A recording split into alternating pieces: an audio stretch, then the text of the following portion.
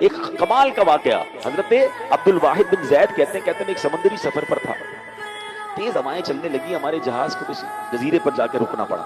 ہم گئے تو وہاں ایک بندہ غیر اللہ کی عبادت کر رہا تھا، ہم نے اس کو سمجھایا بھائی یہ تو شرک کر رہے ہو، تو اس نے کہا تم کس خدا کی عبادت کرتے ہو؟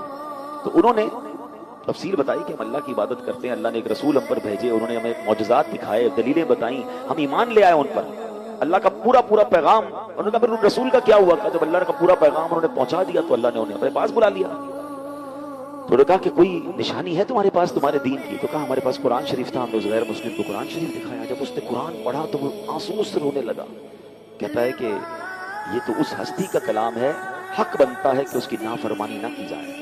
اس بندے نے قرآن سنا اور اس کے بعد کلمہ پڑھ کر مسلمان ہو گیا۔ حضرت کہتے ہیں ہم نے اپنے جہاز میں سوار کر لیا کہ بیچارہ یہ بھی مسافر ہے۔ تو اب جب رات کا وقت آیا تو ہم سب سونے لگے، تو وہ کہتا ہے یہ بتاؤ جس خدا کا کلمہ پڑھایا ہے وہ سوتا ہے؟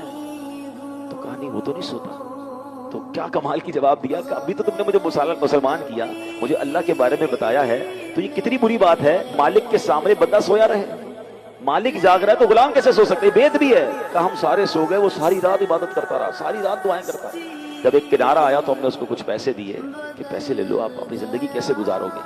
تو وہ کہتا ہے کہ بڑی عجیب بات ہے، جب میں اللہ کی پوجا نہیں کرتا تھا، غیر اللہ کو پوجتا تھا تو مجھے وہ روزی دیتا تھا، اب تو میں مسلمان ہو گیا ہوں تو مجھے تمہارے پیسوں کی کیا ضرورت ہے، وہ مجھے بھوکا کیوں رکھے گا؟ ہائے ہائے، وہ کہتے ہیں یہ ہم سے بندہ ہمیں یہ کہہ کر جدا ہو گیا اور اندازہ ہوا کہ یہ نیا ہونے والے مسلمان کا ایمان کتنا پکا تھا۔